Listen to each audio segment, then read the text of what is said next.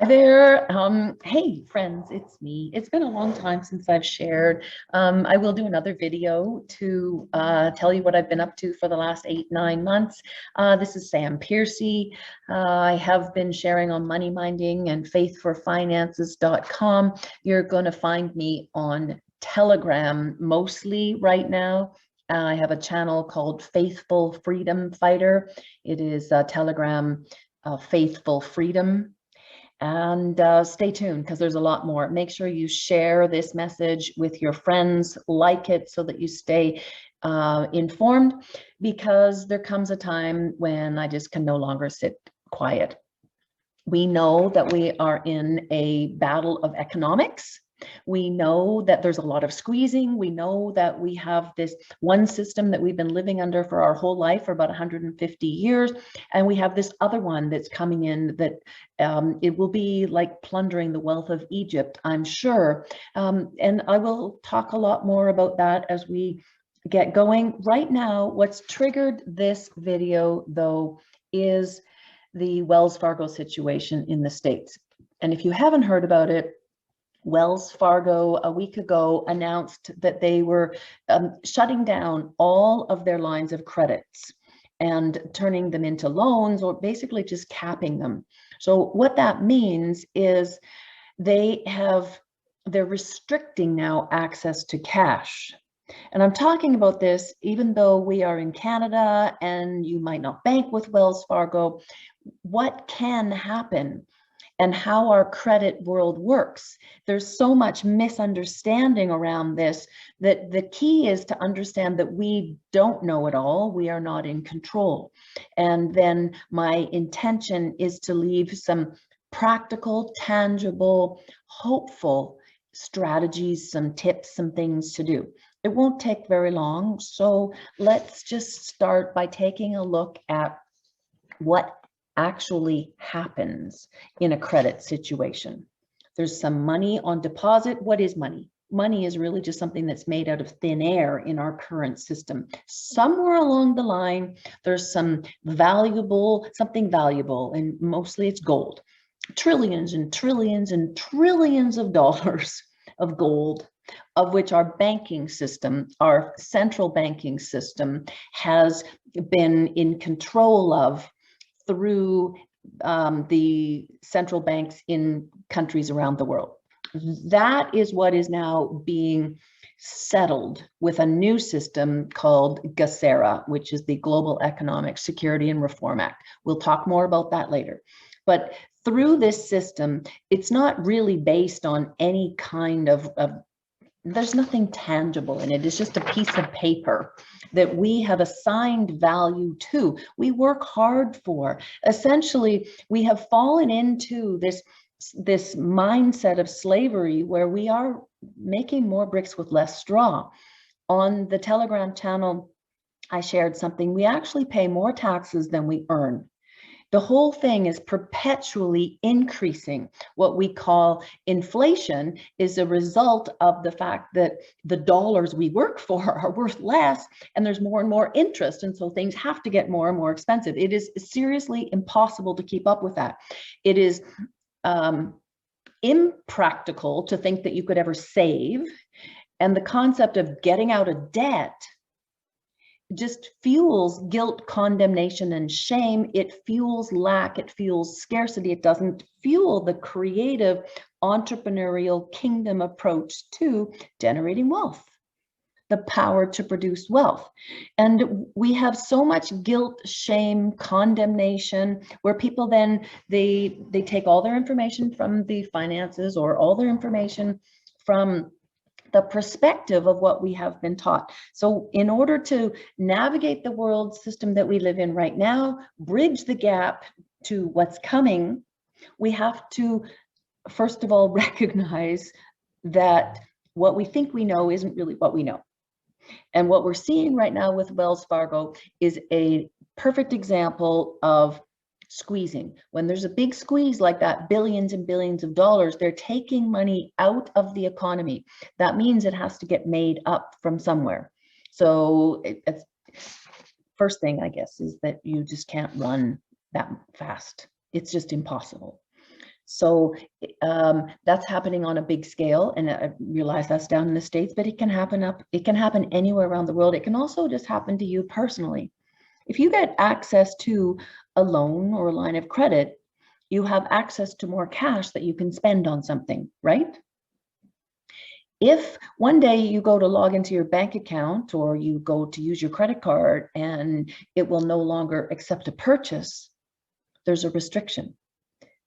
And the banks will use credit scores and whatever they deem to increase your credit or decrease your credit. Is one of the reasons why I've said increase your credit as much as you can. You don't have to use it, of course, but increase it because the system works that way. It works to give a score, and you have opportunities, you have flexibility. Now that system is changing. But we have to understand what might happen in the short term, and we don't know when things are going to change. So the squeezing is happening on a big scale right now. It can also happen in your life. If you lose your job, if you lose access to credit, if all of a sudden you have to spend more money, where is it going to come from? What happens if we're only thinking about getting a job, and we're only thinking about, I just got to borrow money, or we're thinking I got to sell stuff and cut back? We miss the opportunity to collectively gather together and brainstorm solutions to support each other so that collectively we benefit. Jeremiah 29:7 is so awesome. It says, to pray for the community to which I have called you to into exile, because as it prospers, so do you. We really are living in exile. It might seem like we've been free, but the system is designed to work against our freedom. And that's a big pill to swallow. But the sooner you recognize that, the sooner it helps remove all that guilt, shame, and condemnation. When you start following the money and you see who's got the assets and who's got the control, and the fact that really money doesn't really have any value except for what we have assigned to it, you know that there is some really awesome benefits to come by getting things back into alignment that has really been out for about 150 years. So all of our lives, sorry. So let's look at some of the highlights from Wells Fargo. Revolving credit lines typically let users borrow between $3,000 and $100,000. They were pitched as a way to consolidate higher interest credit card debt, pay for home renovations, or avoid overdraft fees on linked checking accounts. So right there, they were pitched as a way they weren't pitched as a way to produce wealth. They were pitched as a way to cut back. They were pitched as a way to reduce fees. Okay, so those are some important things. And if you've been following me or you want to go to moneyminding.com, where my stuff still is, you'll see there's a system there that's outlined for helping make decisions, and why if you focus on these kinds of things, you can get led astray very quickly.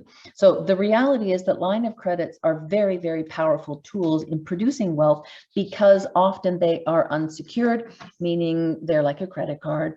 They're daily interest, and in Canada, there's some great tax benefits if they are used to invest in income producing businesses, investments, real estate, et cetera. Great tool. So why would the bank get rid of them? In the article here, the CEO of Wells Fargo said he's been forced to make some difficult decisions during COVID by offloading assets and deposits and stepping back from some products. So to a bank, an asset is a loan or a credit card or a mortgage. So a line of credit is going to be their least profitable tool to the bank, even though it's our most powerful one.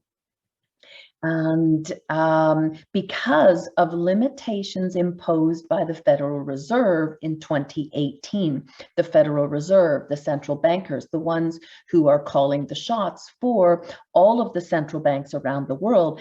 And there's only not even a handful of nations who signed on to central banking. So I'm in Canada, and in Canada, we definitely signed on, and we have been enslaved to that system since 19 1974, when Pierre Elliott Trudeau signed us up, and same thing with the States. Nixon took the US off the gold standard, and essentially we have been what's called a fiat economy, all credit-based ever since. Okay, let's get back to this, because I'm going to leave you with what can we do. So this has cost the bank billions of dollars in lost earnings based on balance sheet growth. It's always about the money for the bank. And so with the latest move, Wells Fargo warned customers that the account closures may have a negative impact on your credit score, according to frequently asked questions. So that's super not cool either, because the central bank, so now it's going to impact people's ability to get credit elsewhere. And I can do another episode on that if it's a question that you want to know, because it is important, right? But what we want to look at right now is what can we do just immediately if that happens to you on a credit card or a line of credit, or if it happens up here, or if you lose your job. It's the same thing. It's what happens when you squeeze the access to cash, which is what's happening. So the move is strange, given that the banking industry's need to boost loan growth. Remember, loans are assets. After a burst of commercial lending during the early days of the pandemic, loan growth has been hard to muster. Interesting. Corporations have used money raised in stock and debt issuance, so to investors, to retire bank credit lines, and consumers stuck at home had fewer reasons to use credit cards. Interesting. Says a lot about shopping.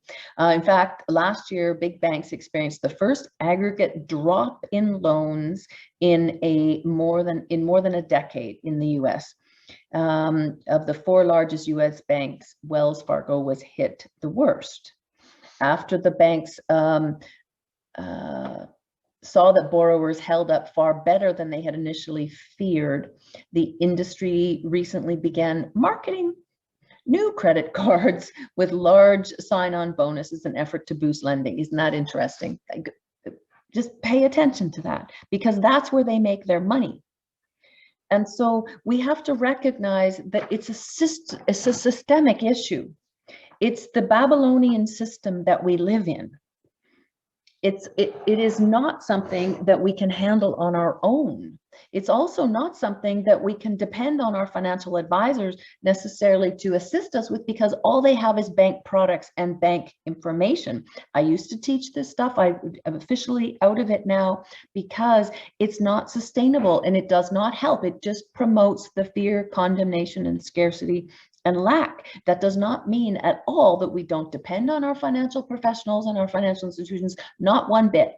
So do not take that I am negative towards any of the industry. Take this as what can we do to bring hope to navigate the situation. So our credit score, I'll do another video on that. In fact, there's a whole series on faithforfinances.com on dealing with debt, navigating debt. And so you can go listen to those. There's a bunch of stuff on credit score, because we have to recognize that it's been around for a long time, and it is a system of control, like so many other things. It's a system that determines whether you get access to money. If you get access to money, then you can pursue wealth, or you can pursue more spending, and you can get yourself just dig a big hole. But we are all in that hole. That's a really, really, really important thing. You might not have a stitch of credit card debt or line of credit debt or mortgages or any of that kind of stuff, and fair enough.